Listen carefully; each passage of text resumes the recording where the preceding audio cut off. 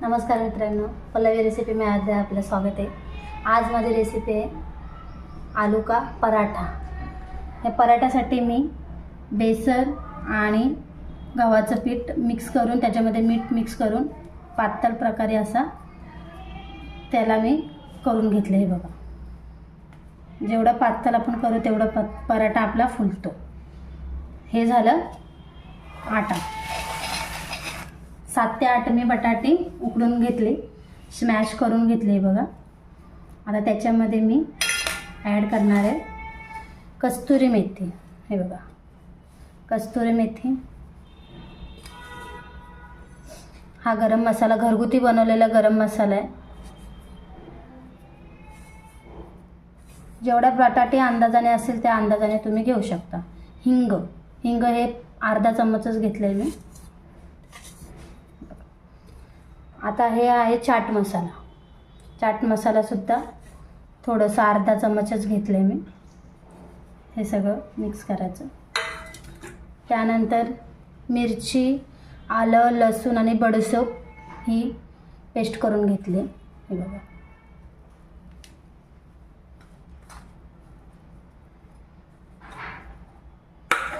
आता त्याच्यामध्ये मी तिखट जसं पाहिजे लाल मिरची पावडर,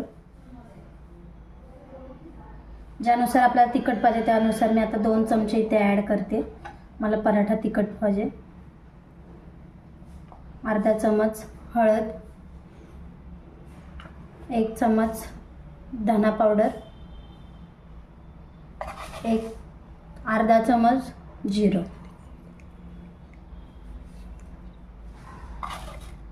अर्धा चमच अजून जिरं ॲड करणार आहे मी त्याच्यात। आणि हा गरम मसाला आहे, तो आपण मागाशी ॲड केला, तो अजून थोडा मी ॲड करते। आता ही बारीक कोथिंबीर कट करून घेतली आहे मी, हे मिक्स करून घेणार आहे। हे सगळं ॲड केल्यानंतर आपल्याला मिक्स करून घ्यायचं आहे चांगलं हाताने। भाजी आणि मसाले सगळे एकजीव करून घ्यायचे। हे बघा, भाजी सगळं मिक्सरने आता मिक्स करून घेतलं याच्यात। आता याच्यामध्ये मी मीठ ॲड करणार आहे, चवीनुसार मीठ ॲड करायचं।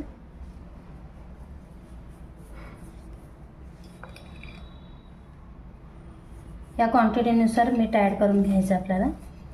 भाजी पूर्ण एकजीव करून घ्यायची, मीठ सगळीकडे लागलं पाहिजे। अशा प्रकारे सगळीकडे मीठ लागलं पाहिजे। भाजीची स्टफिंग चांगली करून घ्यायची पहिले।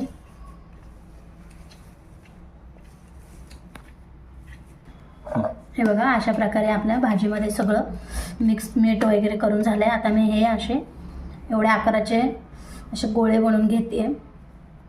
हे बघा, एवढ्या आकाराचे आपल्याला पराठ्यामध्ये भरायला मी गोळे करून घेते। पराठे हे गरमागरमच छान लागतात। तुम्ही ह्याच्यामध्ये तूप आणि डाळला मिक्स करून पण ॲड करू शकता। तुपाचा वापर करा, तेलाचा वापर करा। हे बघा,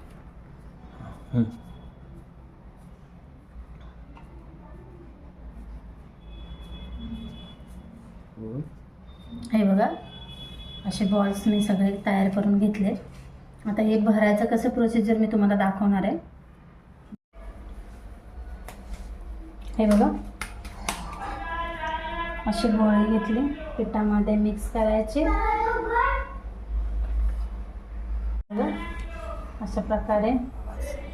अशा प्रकारे मी असं हे करून घेतले गोळी। असं पाटावर ठेवून करायचं। हा गोळा घ्यायचा एक असा, त्याला थोडंसं खालच्या चपातीला तेल किंवा तूप लावू शकतो आपण। हे बघा, थोडं प्रेस करून घ्यायचं। हे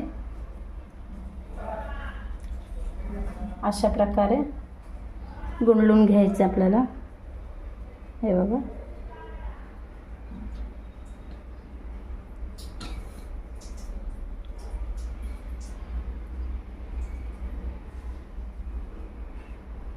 हे बघा,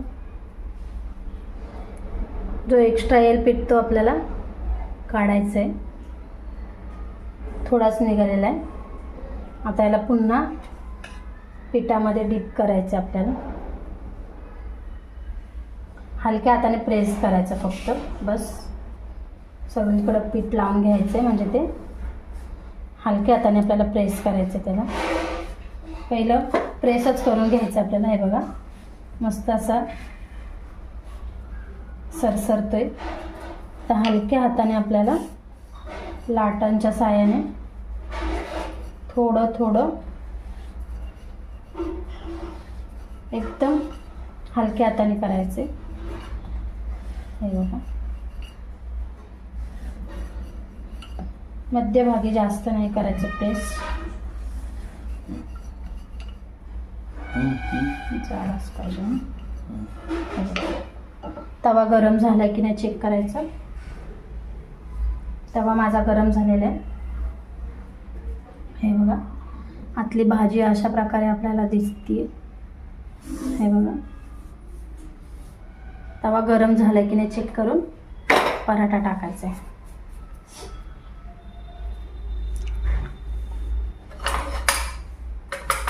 हे बघा एक साईडनी न तेल लावता न तूप लावता पहिलं भाजून घ्यायचं.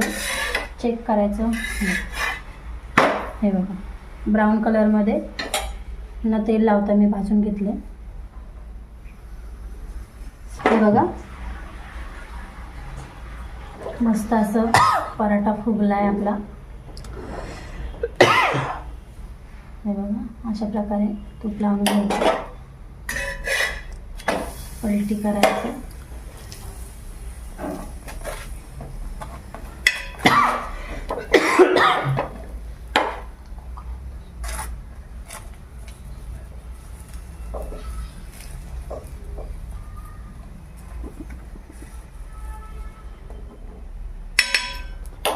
हे बघा मस्त असा फुगलाय पराठा आपला. स्पॉन्जी झालेला आहे. सगळीकडून त्याला शेकून घ्यायचं व्यवस्थित.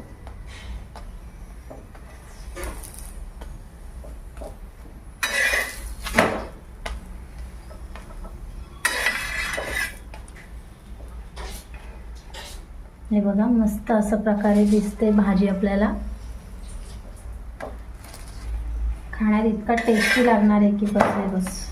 आता मी हा माझ्या मिस्टरांना सर्व करत आहे. त्यांची एक्सप्रेशन बघूया आपण काय आहे.